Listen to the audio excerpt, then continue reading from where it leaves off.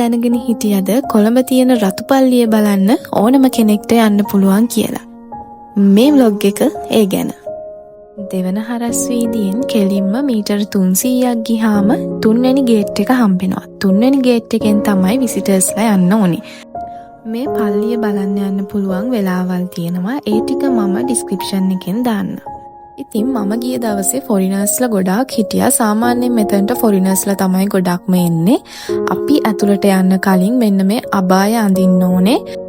මම ගියපු වෙලාව දවල් 1:30. එතකොට මේ ඉන්නේ මොහොමඩ්. මෙයා හරිම ෆ්‍රෙන්ඩ්ලි. මෙයා තමයි අපිට මේ පල්ලිය ගැන හැම විස්තරයක්ම එක්ස්ප්ලেইন කරන්නේ. ඇත්තටම මෙයා හරිම හොඳ කෙනෙක්. ඉතින් ওই විදිහට අපි දැන් මේ යන්න හදන්නේ පල්ලිය ඇතුළට. මේ රතුපල්ලිය හදලා තියෙන්නේ 1908 දී. ඒ වගේම මං හිතනවා බහුතරයක් දෙනා මේ පල්ලිය දැකලා තියෙනවා කියලා. ඔයාලා දැකලා ඇති මේක ප්‍රධාන වර්ණ දෙකකින් තමයි හදලා තියෙන්නේ. ඒකට හේතුව මේ පල්ලිය හදලා තියෙන්නේ දෙලුම් ගෙඩියක ආකෘතියකට, ඒ වගේම දෙලුම් ගෙඩියේ පැහැයෙන්. ඒ වගේම මහල් 6කින් මේ රතුපල්ලිය සමන්විත වෙනවා. අපි දැන් මේ යන්න හදන්නේ එයාලගේ තවත් විශේෂිත ස්ථානයකට. The based on the color, the official name is Al Masjid Al Jami' Al Alfar. Al Alfar means success. And then this mosque built in 1908, the 1908, by South Indian business traders. And then inside the mosque, you can see the contrasting colors and designs. It's all based on Indo-Saracenic architecture. It means combination of Indian and Islamic culture and the British mixed architect. And you can see the floor tiles and the gold tiles and stained glasses. Its designs and all customized only for this mosque and these. ඉතින් මේ මගේ ජීවිතේ first time තමයි මම මුස්ලිම් පල්ලියකට ආවේ. මට ඒ ගැන පුදුම සතුටක් තියෙන්නේ.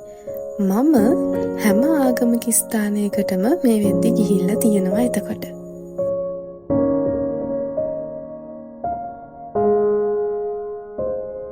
ඉතින් මම පෞද්ගලිකව ಜಾති ආගම් ભેදයකින් තොරව හැම ආගමකටම ගරු කරන කෙනෙක්. ඒ සංස්කෘතීන් වලට කැමති කෙනෙක්.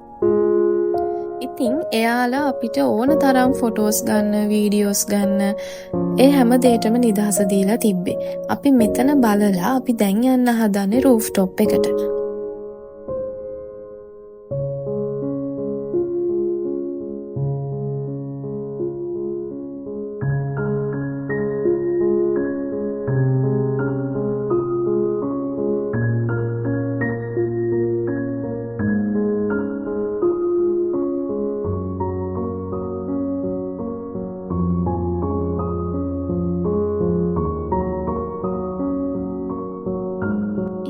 අපි මේ දැන් ඇවිල්ලා ඉන්නේ රූෆ් টොප් එකට. මෙතන හරිම ලස්සනයි. පිටින් ඔයාලා ගොඩක් දැකලා ඇතිනේ මේ රතුපල්ලිය. ඉතින් ඇතුළටත් ඇවිල්ලා බලන්න හරිම ලස්සනයි. ඉතින් මම හිතනවා මේ vlog එකට ඔයාලා කැමති වෙන්නේ නැති කියලා. ඉතින් ඔයාලත් අනිවාර්යයෙන්ම ඇවිල්ලා බලන්න රතුපල්ලියට. ටිකට්ස් ගන්නෙ නැහැ, ෆ්‍රී තමයි යන්න දෙන්නේ. එහෙනම් ඉතින් තවත් දවසක ලස්සන vlog එකකින් ඉක්මනටම හම්බෙමු. ගිහිල්ලා එන්න. බයි බයි.